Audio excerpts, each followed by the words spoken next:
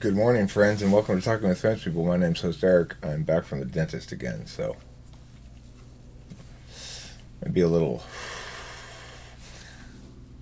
off in the enunciation department, which is one of the topics here I want to get over, discuss as well. But I've got 7 things listed here, and I want to go over them as things that I'm thinking about. Number 1, taxonomy. So this lady, Jess Britt or something like that, she pointed out that Damon explains that he understands things differently in different taxonomies. So it's a very smart move by Damon to do this, and I wanted to talk about it a little bit further. I suspect he probably got that term from me, which is fine. I mean, I'm trying to, not the term in general, but applying that term to cognitive functions. That's something I did before I modeled it successfully, because it's a way to say, look, different taxonomies are all equal because there's something arbitrary inherently in a taxonomy. As long as they're taxonomying across some sort of criterion that makes some sort of sense, then there's no reason to prefer one taxonomy over another inherently, especially when you're taxonomying things that don't have physical attributes necessarily. However, though it's a very smart move on his part, that's not what he's doing. What I did, but he's doing it like the wrong direction because he's TE in my perspective. Like he's going, well, I want to be both because it suits my purposes, and this is a good argument to justify it. So whatever you think about that. Number 2, frames of legitimacy, dis/interest. So this lady, again, with her comment, Jess Brittback, said basically that what I just said, which is he's using it for his own purposes, and it's serving his needs that well. It's serving his needs well for him to be 2 different types. Or particularly it's serving his needs well to be able to be ESP when he feels like it, because that's what that channel's about or something. And that's fine. And it serves his interest best to not be particularly obsessed with making sure everything's TI sound, because he's TI ignoring. He might be an ESTJ. I want to agree with the commenters who said that. I'm not sure I saw polar SI. But I'd have to ask him some questions and find out. But the ESTJ is definitely plausible. So the point is that if you think legitimacy is attained through disinterest, then you're going to prefer a TI approach to it, and you're going to reject what Damon's saying. If you prefer an interested frame of legitimacy, then you're going to be totally understanding of what Damon's doing and say, well, that's, there's only its only value is in its utility to people anyway, basically.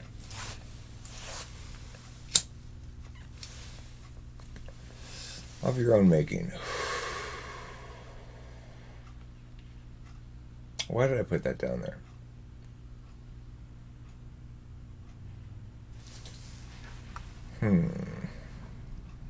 I was responding to some sort of comments here. And let's see.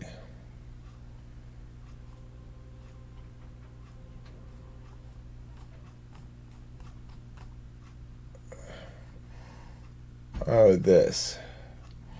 I want to respond to this one.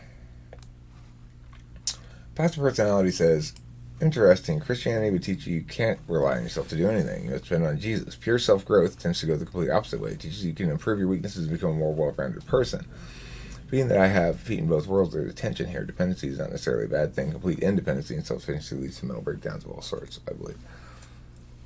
That's a good and nuanced understanding of the matter. I would say that the idea of self-growth does not necessarily convey the idea of a prideful self-ownership of that growth. So I feel like I've grown tremendously but I don't feel responsible for any of it, really. Like, I don't necessarily attribute it to God, although I would attribute my growth in terms of, I would attribute my ability to sustain an absolute rule about alcohol to God. But even more than that, I would attribute it to the humility implicit in engaging God. There's humility implicit in that because, I mean, it's the teleological missing link to a completed understanding of agency in the world. Everything else has a purpose, you know. So the other of your own making thing, it's like if Jordan Peterson is telling me to clean my room, and I clean my room, and I feel like, yeah, that was a good thing. It helped me to grow.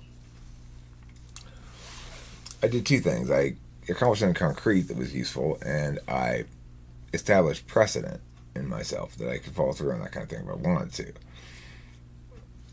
I know from my own experience, though, that I'm not going to continue following through on that for very long, or anything like that. I mean, I'd like to clean up all these papers right here. They kind of look bad, you know. So I would say that it's a matter of recognizing that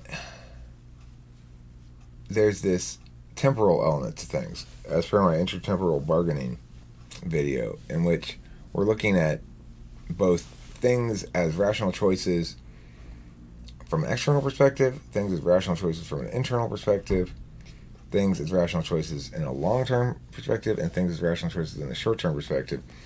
It makes a very complicated matrix, and that's why a real full understanding of human experience is going to include some sort of composite of somewhat conflicting or somewhat competing interests within a single self. The single self is comprised of other miniature selves, so to speak, that express particular interests.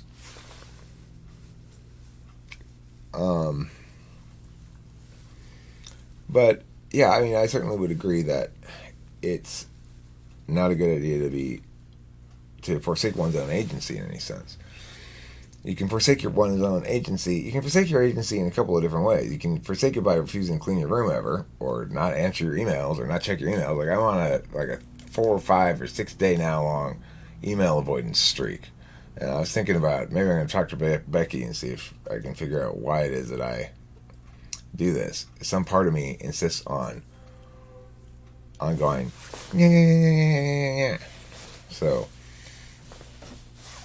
I'm gonna check it today. I got to. I've got people who paid me. I got to type them. You know, there's a lady who paid me to type her and her husband. I typed her. I haven't typed her husband yet, so I got to do that.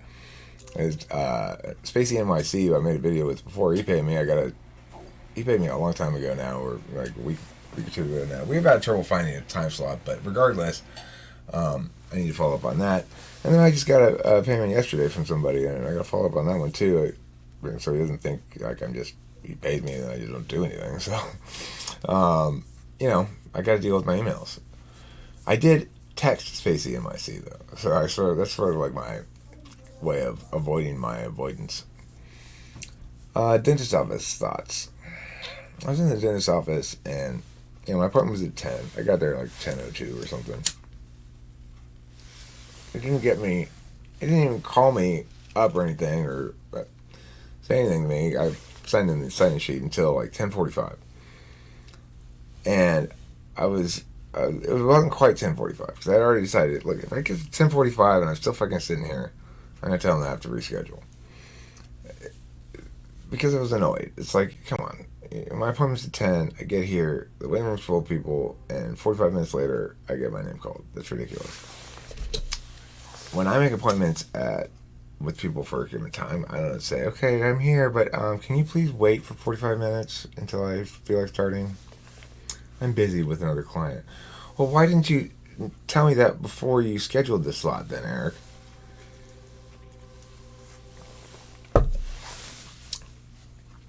But in the end, I decided to just not bust any chops today. So, when they called me up, finally I didn't say anything. It took a long time in the chair too, and it's like, they do one step, then they're trying to get multiple clients into the same block, basically. So they'll do a step, then they'll go to the next person over and do their thing, and then they'll come back and do another step on me or whatever. It makes the process unnecessarily lengthy. I didn't bitch about it or anything. And in part it was because I started thinking about, I guess, different frames of reference. Like, I put myself in his shoes, the dentist's shoes. Well, if I were doing this job, I'd want to maximize my opportunity for earning as well. And I get it, And it's a dentist. People are used to waiting there. And, I went through all that shit. I mean, my first instinct was right. There's bullshit. But it didn't matter at all. And instead of just going up there and saying, okay, now you get to deal with, now you've given me sufficient ammunition, and it's time for me to lay a little bit of lumber. I just didn't feel the need to do it. I think that's growth, Just wait there and get it done. Don't reschedule. The only reason I wanted to reschedule was to make a point, really. Like, fuck you. You get me in when you tell me I'm going to be here. But, I said, just get it done. Just wait here. Whatever. I was listening to a live stream on my phone, like just putting it up to my ear, because I didn't have any headphones that go into my phone like that. Little ones, It's fine. And now it's done. I got one more appointment for this thing down here. I gotta go get these ones up here on the top fixed too, I think.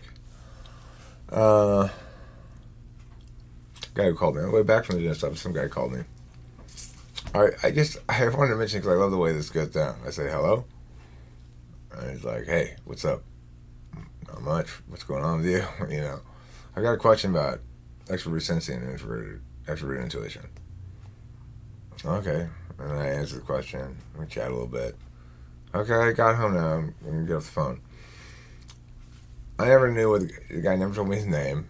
I like that fact that people feel, people randomly call me and just say things to me or talk to me about something or whatever, ask me a question. I like that. I like that a lot. It's fun. FENI, double facepalm. Let me go back to that one. 7, intoxicated. In my recent debate video where I edited a hour-long or so worth of lectures into about a 25-minute long video called 5 Engines, Argue with 5 Engines or something like that.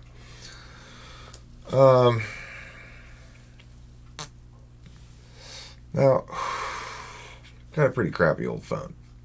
It's an old iPhone. And it's not an optimal, it's all cracked, see? It's not an optimal way to record myself for sure in a classroom setting. If I were to do things properly, I'd have a lavalier mic of some sort. And a setup that would allow me to record the audio and video channel separately and yada yada. But, I watched that back and I could understand everything fine. There are parts where it gets quieter and louder in parts and stuff like that. But I think I enunciate clearly enough, and if I enunciate clearly enough for all the students to understand what I'm saying. Maybe the phone doesn't pick it all up. I don't know. But anyway, somebody put this comment saying, do I not respect my viewers enough to enunciate clearly? Yeah, I respect my viewers a lot, and I try to be aware of things like their comfort level you know, it gets away from me sometimes. I'm not perfect about it. A lot of times there's serious audio problems, I just won't put shit up.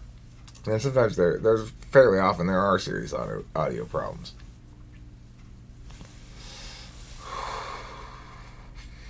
The guy who put the comment, though, was an INTJ. So I interpreted some FE shit going on there that really wasn't going on there. INTJs are just not very FE sensitive, so.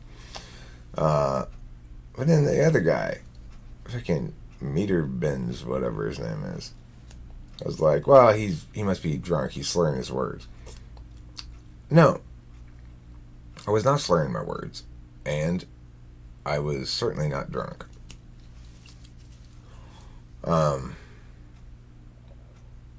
And it bothered me when there's this, like, back and forth between them, and they go, well, I hope he deals with whatever it is he's abusing. He's a smart guy. I hope he takes care of his gift. You know. It's like, fuck you so hard. I am taking care of my gift, whatever the fuck that is. By smoking weed, I'm taking care of it for sure. If you knew me when I was drunk, you'd agree that my decision to smoke weed instead represents growth, not some sort of unhealth. I saw another comment somebody shared with me in the live stream, and I checked out the link, and it was some person commenting on me and saying, he's an unhealthy ENTP, but very entertaining. Well, great, I appreciate the entertaining thing. Why do you think I'm unhealthy? What's unhealthy about me? Because you don't like some of my habits? That doesn't make me unhealthy. Unhealthy is a term that you reserve for people who are suffering, frankly. That you reserve for people who are suffering. I'm not suffering at all. I'm happy. I have my battles with Kimberly sometimes. But fuck yeah, life's wonderful. You know? There's no reason to conclude I'm unhealthy, except if you're going to conclude that, you're making the same mistake lots of people make, which is to assume that what would be unhealthy for you is unhealthy for me.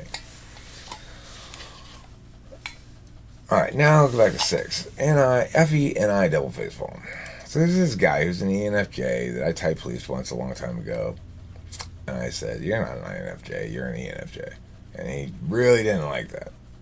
So, since he's been making periodic little FE stabs, same way you shouldn't rely on Jordan Peterson or any other self-help guru for all answers is the same way you shouldn't rely on anyone who claims to have a foolproof personality function model. We need to stop looking to saviors. So, I thought I'd mention this one because it's such an ENFJ thing to do. It's such ENFJ bullshit. This part. You shouldn't rely on Jordan Peterson or any other self-help guru for all the answers. Absolutely true. This part. We need to stop looking to saviors. Well, I agree, but that doesn't mean we need to stop looking to learn. We shouldn't view those from whom we learn as saviors, but we should continue to try to learn things from people. Now, this middle part. Just the same as these other things, you shouldn't rely on anyone who claims to have a foolproof personality function model. Huh. Okay. I'm not saying my model's foolproof. I don't know what that would mean even. But I am saying that it is correct and exclusively correct from those that disagree. That to the extent you want a right answer, or at least an answer that's not wrong, and you apply what I'm talking about in terms of functional mechanics, understanding the function and stuff, you won't be wrong. You'll maybe have to qualify what you say because of the nature of everything in the world, but you won't be wrong if you apply the notions correctly. Why? Because I've parsed away all the wrongness. I've had everybody in the world making various critiques as to what might be wrong, or should be considered wrong, or is wrong. This is not a critique that's useful at all, on the other hand. Because, of course, that's exactly what we should all be seeking, is a complete personality function model, if we're talking about it at all, that is the definitive one, that provides meaningful repeatability, falsifiability, that allows it to be tested by other people, third parties, in a disinterested fashion. Now, that's very, very different than saying, rely on Jordan Peterson for all the answers, or Jordan Peterson or C.S. Joseph or DSP is my savior. Very different indeed. Should we actually listen to the person who is most convincing and is most correct about cognitive functions, and agree that that understanding ought to be predominant until defeated by a preferable alternative? Yes, we should agree to that. That's not relying on a guru. That's not making some other human being your savior. That's basic TI common sense. Now, if you're a TE user and you don't think it's of any value to have something that TI validates, fine. But don't be conflating TI validation with handing over your agency to another person. They aren't remotely similar. So, real life, kiss my ass, whatever your name is, you can take your FE bullshit and you can shove it up your ass. This is just FE bullshit. Just putting two things next to each other doesn't make them the same. There is a thing called conflation, and you need to learn what it means. Thank you for watching. And don't forget to eat plenty of cheese.